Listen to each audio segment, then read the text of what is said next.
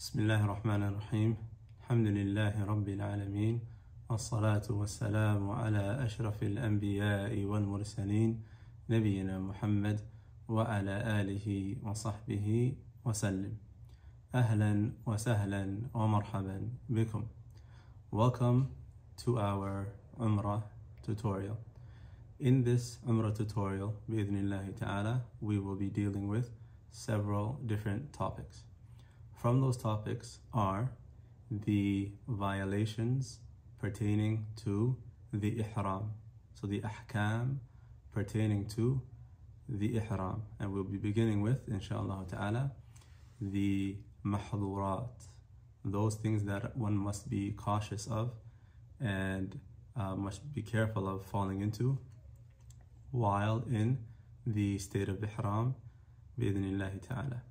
So we will break it down into different parts where we will inshallah ta'ala discuss those violations that are specific to men, and then those that are specific to women, and likewise those that are shared between both men and women. And then finally we will deal with the actual stipulations, or that which you will have to do if you do fall into one of these violations. So we will begin with the violations of the Ihrām that apply to both men and women alike. That apply to both women and men alike. After we deal with the Ihrām and the rulings pertaining to the Ihrām, and clarify some of the things that may be misconceptions, we will then move on to the actual description of the Umrah. The actual description of the Umrah from beginning to end, بإذن ta'ala. So without further ado, since the Ihrām is the beginning of the actual ritual of Umrah, then بإذن ta'ala we will begin with the ahkam pertaining to the Ihrām. So that which is forbidden for both the male and the female while in the state of Ihrām. Number one is the removal of hair. The removal of hair upon the head, whether it be shaved or whether it be shortened. So removing any type of hair from the head, and the more correct opinion, what the majority of the ulama mention, is that it's also connected to any bodily hair. So whether it is the hair on your head, or likewise chest hair for men, and likewise any pubic hair of the sort, that is also not permissible to remove or shave or clip while in the state of Ihrām.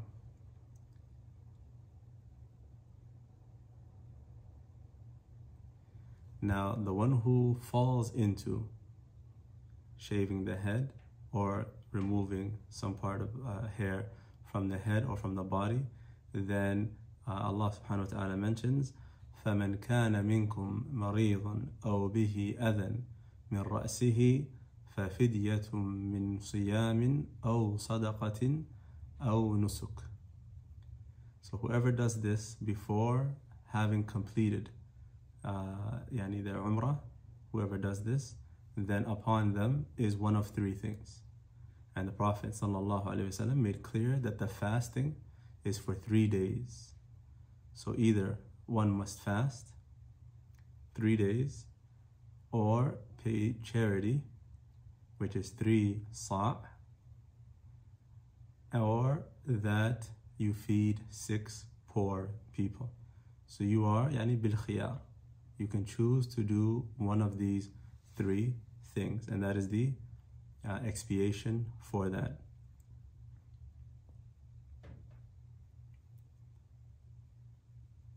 And nusuk, as it mentions in the ayah, that the nusuk here is the sacrifice of a sheep. Is the sacrifice of a sheep, and the intent is a sheep that is old enough to be offered for sacrifice, and one that is free of any defects that prevent it from being offered. So a healthy sheep, one must slaughter that, and then the meat is dispersed and distributed amongst the poor of the Haram, the poor of the Haram within Mecca. And this particular fidya is referred to fidyatul adha, fidyatul al-adha, the penalty of harm or ailment. The next mahdhur, the next violation, the thing that one must refrain from while in the state of ihram, is trimming the nails or using your actual hands or fingers to pull them off. This is forbidden upon qiyas, with shaving the hair or shortening it, as is well known amongst the ulama. So likewise, clipping the nails or pulling them off intentionally, this is also likewise from the mahdhurat of the ihram, from the things that one must refrain from while in the state of ihram. And likewise, there is no difference between the hands or the feet when it comes to the nails. Likewise, for clarification, if, for example, someone does so by accident, unintentionally, then there is no harm in that. Likewise, if someone has a nail that is half off or whatever the case is, and it's giving them pain, and they remove it to relieve themselves of that pain, then likewise there is no issue in that. The third matter from the mahdhurat of ihram, the third matter is using perfume or fragrance upon one's garments, so upon the ihram itself, or body after one has reached the miqat, after one has reached the miqat or passed the miqat.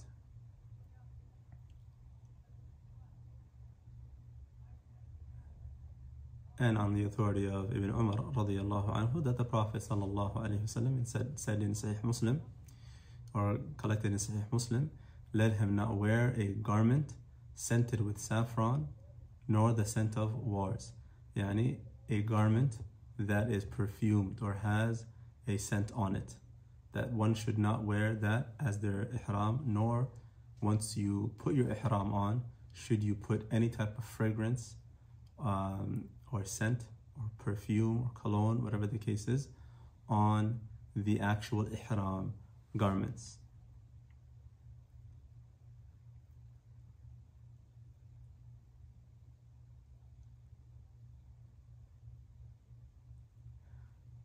So also that which is included in this is that one must not wear, once in the state of ihram, perfume or any type of scented soaps, any type of shampoo that is scented. Likewise, creams or gels or deodorants, anything that has a scent, even if it be chapstick, for example, or lip gloss that has a scent, all of that is impermissible for both the man and the woman.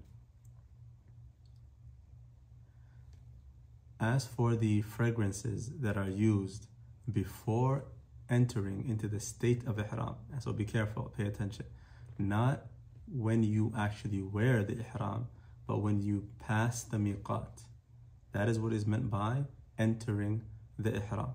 So if you wore your garment and you are still at the airport and you haven't flown to Jeddah airport, for example, yet, and haven't landed there yet, then when you are wearing your ihram, you are able to perfume yourself for the men, and that is on your body, so on your neck, on your hair, etc. And that is from the sunnah of the Prophet sallallahu alaihi wasallam, that when he would wear his ihram for Umrah or Hajj, that he would use oud, or use a oil, scented oil, to put on his face, on his chest, and on top of his head.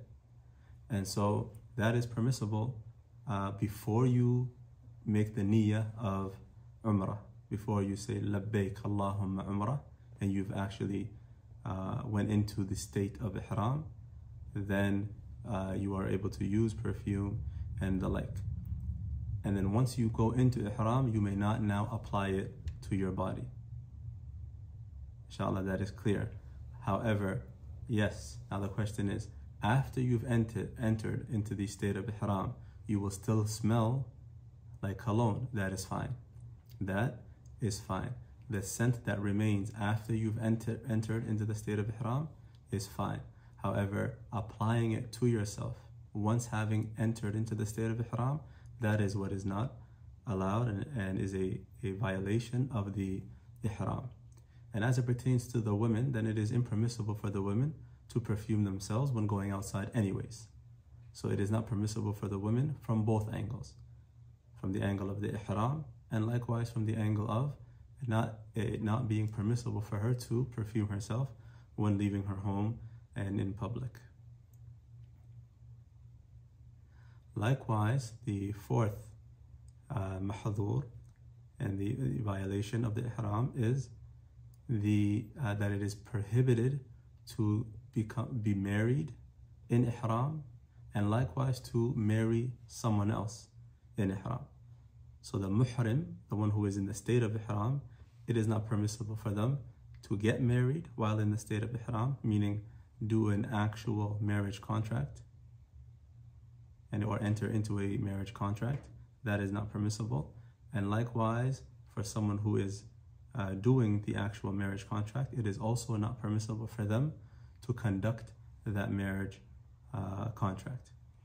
As is mentioned in Sahih Muslim, a muhrim cannot marry nor marry someone off nor propose in the state of Ihram. So you may not get married, nor may you marry someone else off, nor may you also propose while in the state of Ihram.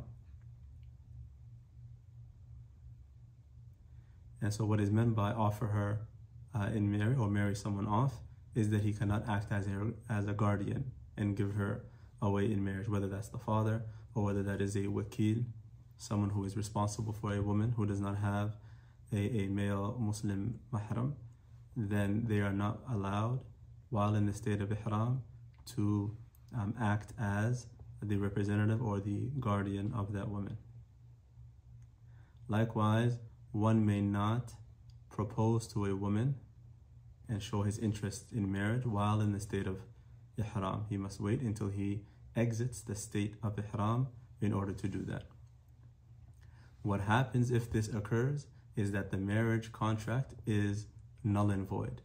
That marriage contract that was conducted while one of these individuals, whether it's the people that are getting married or whether it's the one who is offering the woman in marriage, if any of them were in the state of Ihram while this marriage contract was conducted, that marriage contract is null and void. And the proof for that is the hadith of the Prophet ﷺ, whoever does a deed which is not from this affair of ours, it will be rejected. It will be rejected. Likewise, what is impermissible for the muhrim, the one who is in the state of Ihram, is sexual intercourse. Sexual intercourse. And that is to have sexual intercourse while in the state of Ihram. So after making the niyyah of Ihram up until exiting the state of Ihram, one may not have intercourse with one's wife. And if this occurs, then there is tafsil. Now, if someone, there are two scenarios here. The first scenario is that someone, in between the time that one entered into the state of Ihram and before Sa'i, which is the last actual act within the Umrah itself, that is to be done. So before shaving the hair or trimming the hair, the last actual act of Umrah is the Sa'i, as we will learn in the description of the Salah, in the description of the Umrah ritual. Any time between one enters into the state of Ihram and before Sa'i, so for example, after Tawaf, if someone takes a break and goes back to their hotel and has intercourse with one's wife. That Umrah is invalid. Number one, the first thing that occurs is that Umrah itself is now null and void and invalidated. Number two, that individual must still complete that Umrah.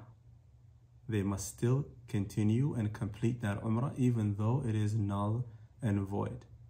Number three, they must also slaughter a sheep. They must also slaughter a sheep. And likewise, they must now redo the Umrah because the original one was not accepted and it was null and void. Now, in the second scenario, if one has completed their Umrah, meaning they've completed the sa'i, but they have yet to now shave their head.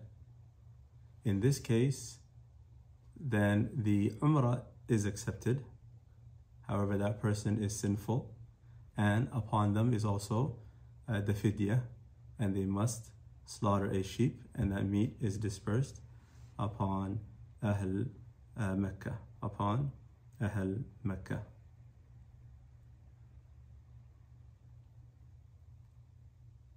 Likewise, that which is impermissible while in the state of Ihrām is killing wild game, so hunting such as rabbits or antelope, pigeons, whatever it may be.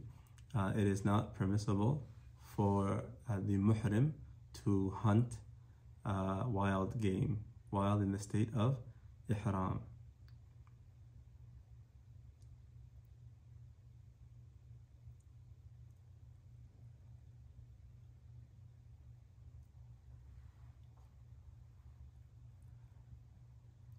Another mas'ala, which is not from the mahdhurat of the Ihrām in particular, however, it applies to the boundary of Mecca, and that is cutting trees. Cutting trees within Mecca is impermissible. So if, for example, someone is in Hajj and they may be in Arafah, Arafah is considered outside the boundary of Mecca. So if someone is in the state of Ihrām, however they are in Arafah, then it is permissible for them to cut the trees in Arafah, even though they are in the state of Ihrām. However, if they are in Mina, which is within Mecca, then it becomes now impermissible for them to cut down the trees within the Mecca boundary. And so this isn't connected in particular to the Ihrām itself, rather it is connected to the boundary of Mecca. That concludes the mahdhurat of the Ihrām, and in the next video, inshallah ta'ala, we will discuss the mahdhurat, the violations of Ihrām specific to the male, specific to the man. And then in the video after that, inshallah, we will discuss the mahdhurat, the violations of the Ihrām specific to women. بإذن تعالى. سبحانك اللهم وبحمدك أشهد أن لا إله إلا أنت أستغفرك وأتوب إليك.